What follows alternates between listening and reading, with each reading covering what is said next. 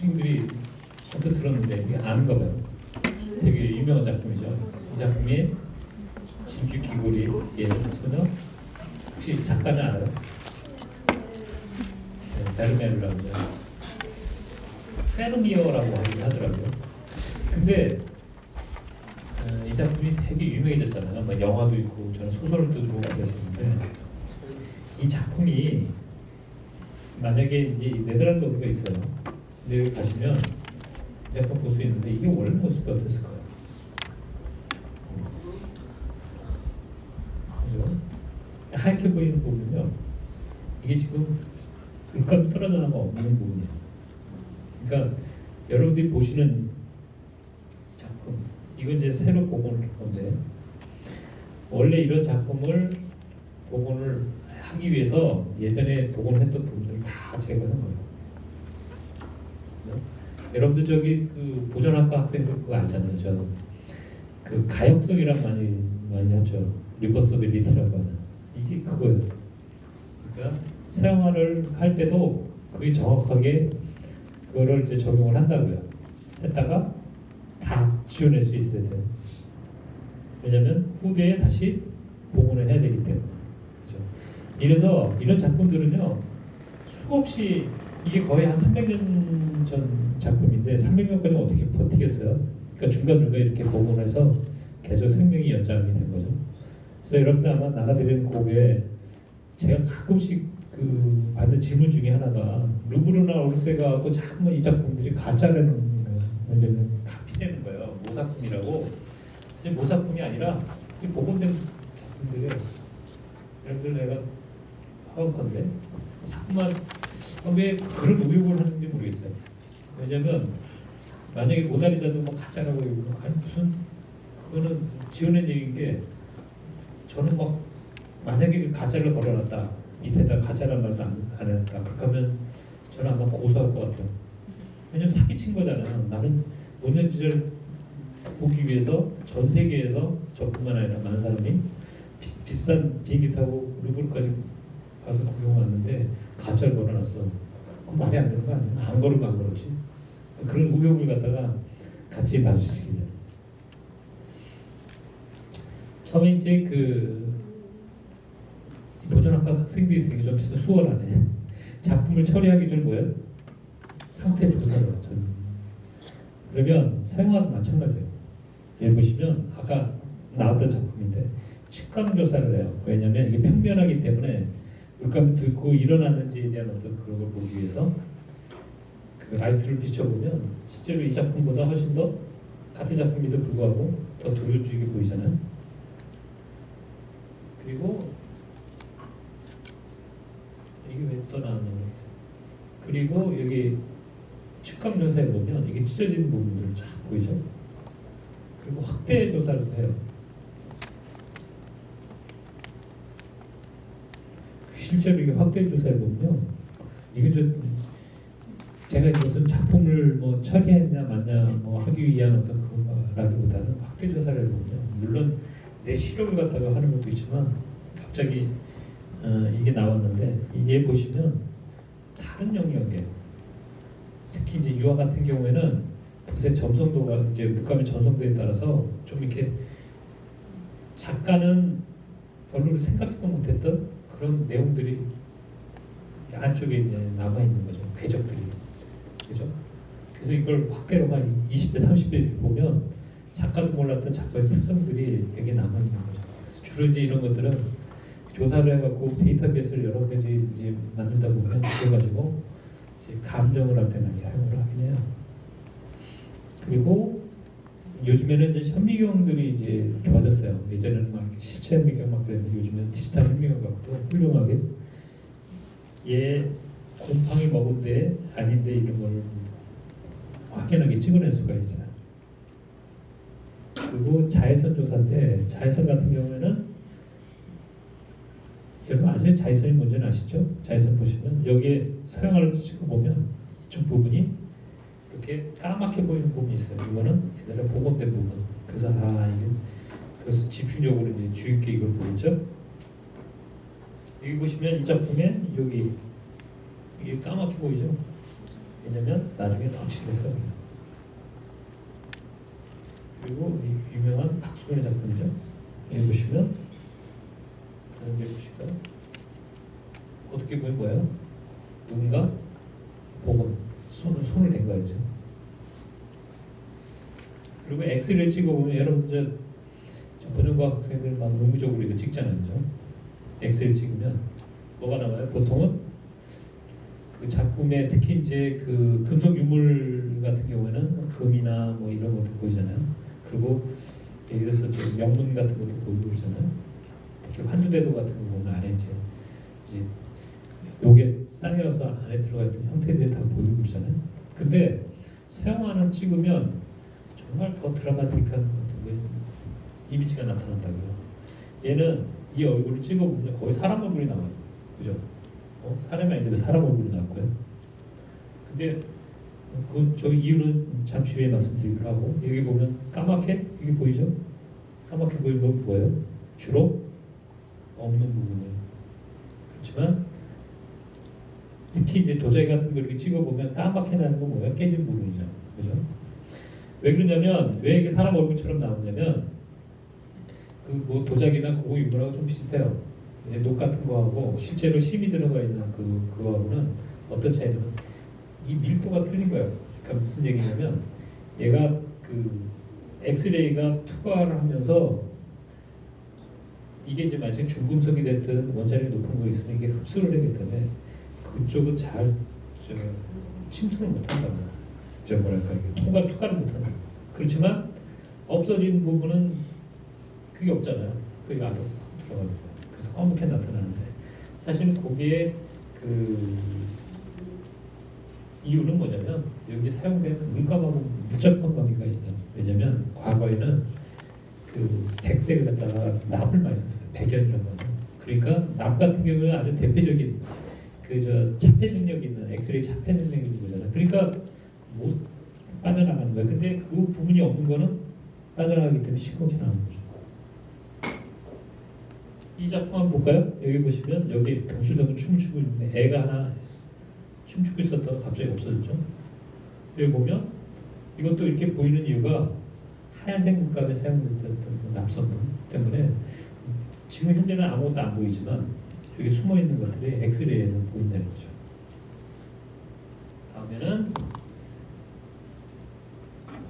클리닝인데 저기서 하나 빠지긴 했는데 하여튼 갑자기 튀어나왔네요. 클리닝이라는 거는 작품을 갖다가 특히 이제 유화에서는 제일 빈번하게 일어나는 이유였지만 제일 까다로운 게 사실 클리닝이에요. 여러분들 클리닝이라고 얘기를 하죠 요즘에. 뭐 아니면 이물질 제거라고 얘기를 하잖아요. 왜냐면 이제 이걸 클리닝이라는 거 갖다가 우리 말로 이렇게 바꾸면 어떻게 번역이 보통 되냐면 세척, 세정 뭐 이런 걸 되는데 이 한문이 생각보다 이렇게 그 뜻글자다 보니까 이게 잘못하면 의미를 갖다 이렇게 균형해 버린다고요. 근데 엄밀한 의미에서 이거를 깨끗하게 하는 개념은 아니에요. 그죠? 여러분들 예전에 금속 유물에 이렇게 묻어 있는 흙을 떨어내는 게 물론 딱 떨어내면 깨끗해지는 거는 결과물이긴 하지만 그렇다고 그런 말을 안 쓰니까 클리닝이라는 말을 쓰죠. 근데 나름대로는 그 의미 있는 어떤 그 보캐블러리라고요. 그래서 여기서도 이렇게 그 여기 묻어 예전에 칠해놨던 반실을 제거하면 분명 오른편처럼 약간 밝아지고 깨끗해지기는 하지만 그걸 갖다가 깨끗하기 위한 어떤 그런 조치라고 얘기는 안 한다고. 단순히 클리닝 또는 반실을 제거했다고 얘기를 하죠. 고미술에서는 특히 이제 오래된 그 서양화 같은 경우는 바니쉬를 칠하는데 바니쉬가 오랜 시간이 되면 약간 황변을 해요. 그러다 보니까 제거하고 또 칠하고. 그러니까 이게 바니쉬가 일종의 코팅 역할을 해갖고 그렇게 그 서양화 같은 거 500년 좀 번쩍번쩍하게 보이는 게 그것 때문이에요. 그죠? 얘는 갑자기 원래는 설경을 그렸는데 뭘 칠해놔갖고 이게 완전 무슨 가을 풍경이 됐었잖아요. 그걸 제거해갖고 완전. 그리고 이 중에서 서구표 한색이라는 게 작품 보면 여기 그 베니아바에다 그린 그림인데 여기다가 그게 공업용 그 바니쉬를 칠해놨었어요. 그래서 이제 제거하는. 그다음에 접합인데 이건 여러분들 저 이성 같은 경우에 이 작품은 아까 많이 들떠있던 작품이에요. 이 작품들은 또 육아에서 제일 많이 일어나는 아주 전형적인 물감과 캔버스하고 분리 현상이 이거 갖다 붙이는 일이 자기가 하는 일에 거의 한 의뢰되는 거 한 70%는 이것 때문에 와요. 일단은 물감이 들떴다는 얘기는 나중에 떨어져서 없어질 수도 있기 때문에 아주 치명적인 결함이거든요. 그죠? 이런 애들은 붙이고 없는 부분은 채워서 접합 과정을 보면 이게 이제 단순하다고 생각할 수도 있는데 경우에 따라서 굉장히 어려울 수가 있어요. 왜냐하면 작품 자체 유화물감은요 굉장히 딱딱해요. 딱딱하고 잘 부서져요. 그러니까 여기다가 뭘 내가 판판하게 해야 되니까 뭘 눌러놓으면 얘는 뽑기 있죠. 뽑기처럼 눌러놓으면 확 벗어지는 수가 있어요.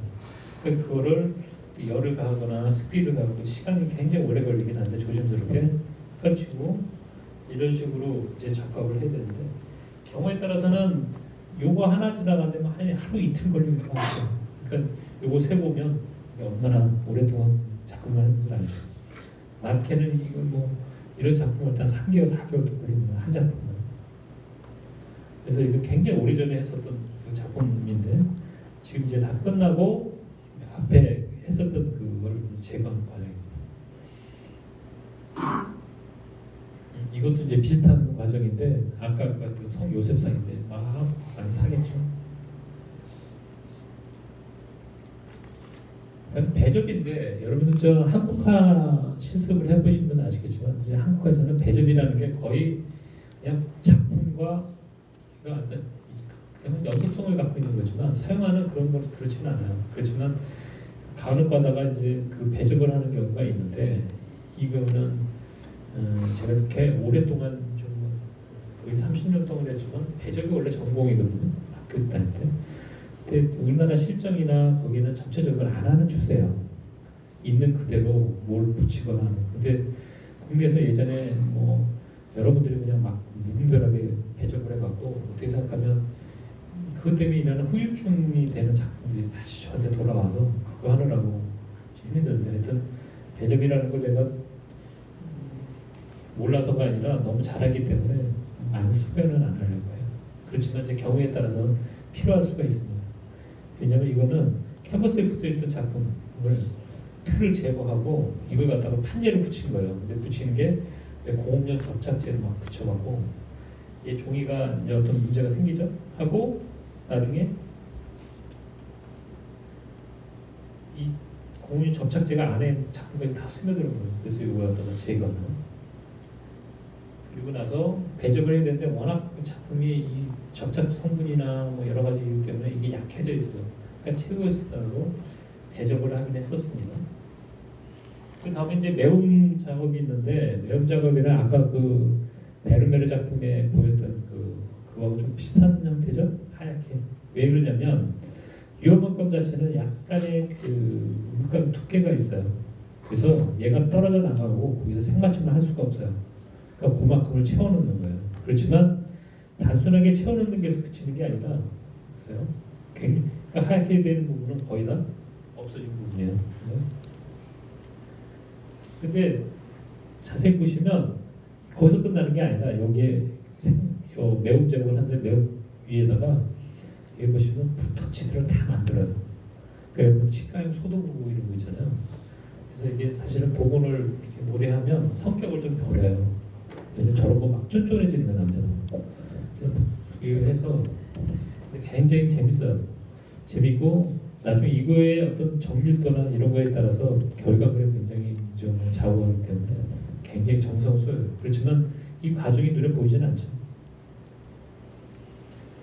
그래서 색맞춤을 이건 아까 매움 작업도 하고 접합 매움하고 하면 사실은 그 사용하는 일 미집을 하는 어떤 그 색맞춤을 지향을 해요. 물론 이제 여기를 했으면 요 이상을 넘어가지는 않지만 이제 가끔씩 여러분들 이제 교과서적으로 배우는 거 보면 뭐 복원하는 부위가 보여야 된다 말해야 된다 그거는 사실은 약간은 그 고고 유물하고에 맞춰져 있는 어떤 그런 기준이에요.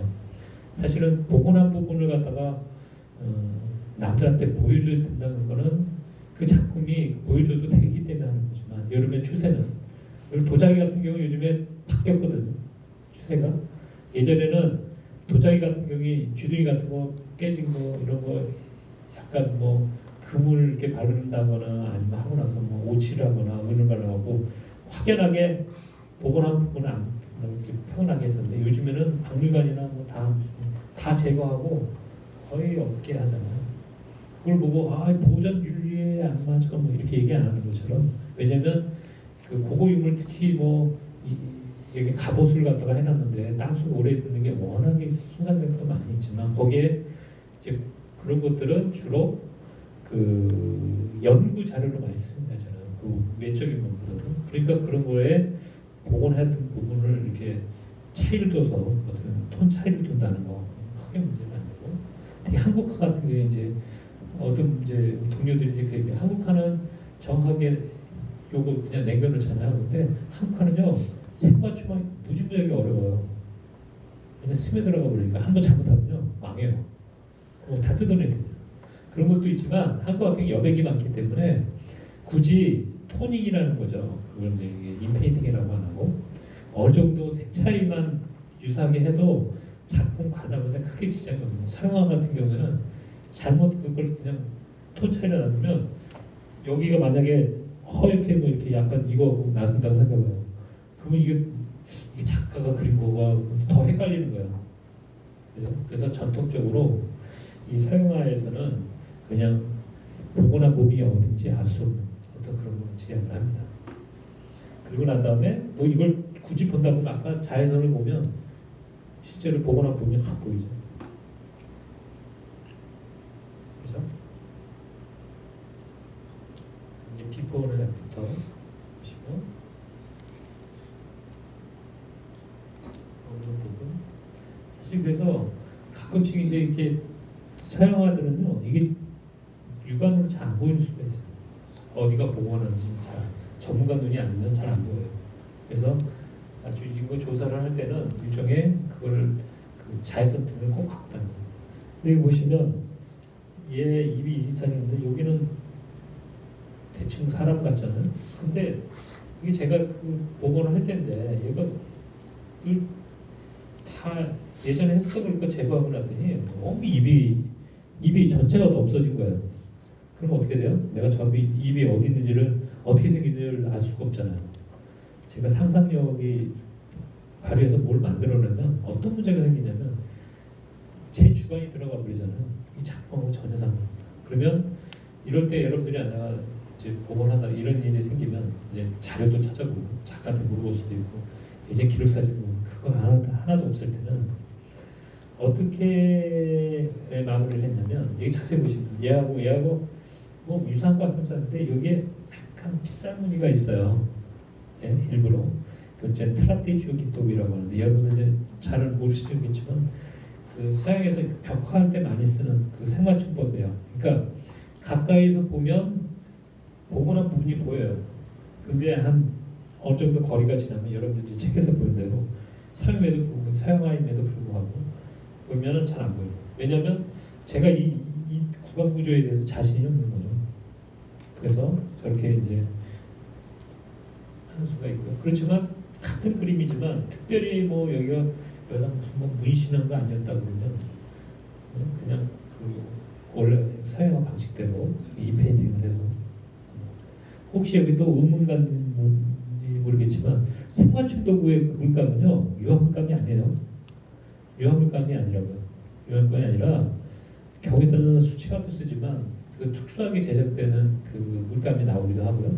경우에 따라서는 그 알료하고 미리움하고 섞어서 제조하기도 해요. 그러니까 그 가장 중요한 목적은 뭐냐면 원래 오리지널을 사용했던 유화물감하고 이거 차별을 두기 위해서 그래요. 그리고 나중에 아까 베르메르의 경우에서 봤지만 얘를 갖다가 제거했을 때 작품에 영향 없이 제거할 수가 있어야 되잖아요. 그것 때문에 물감체를 따로 사용을 합니다. 여기 이중섭의 석유표 환상이라는 작품인데 이게 단계별로 한번 볼게요. 이런 거를 측감을 봤더니 어이구 굉장히 많이 이제 배nhập 들떴네요. 매운 작업을 하고 보고. 그리고 이제 삼성 미술관 리움에 어느 가끔씩 이제 상설로 나오니까 그때 한번 보세요. 이 제가 학생 때 했던 작품인데 여기 보시면 구멍이 뻥 뚫렸어요. 그리고 전체 색깔도 완전히 황변이 돼갖고 완전히 무슨 황갈벌 것처럼 이렇게 보이지만 실은 이거는 제거를 하면 깨끗한 다시 이제 바니쉬칠하고 이게 반복되는 겁니다. 이중섭의 그림인데 여기 보면 이렇게 요즘에 가장 큰 문제가 이게 종이에다가 이게 이제 스케치 테이프를 이용한 이런 것들 이런 것들 제거를 가능하기도 하고 수월할 수도 있고 안 할 수도 있고 경우에 따라 그때그때 다르긴 하지만 어쨌든 이것도 제가 학생 때 했던 작품인데 정말 이게 보면 피크넥부터가 너무 좋죠. 이거는 이용 선생님 문제랑 그 작가의 작품인데 이걸 광해라 나한테 이게 이런 것들이요 다 쥐가 파먹어서 그래요. 그래서 이런 작품도 아까 기억나시는 것처럼 사다리에 찍혀 찢었는데 그렇죠? 참 사진 포샵한 거 아니에요. 잘 되면 굉장히 표가 안 나요. 그렇죠? 이렇게 듣더니 뭐 확인해 보면 붙이는 작업들 이제 지류인데 이제 서양화 특히 이제 양면화야 여기 부분 없어진 부분들 그렇죠?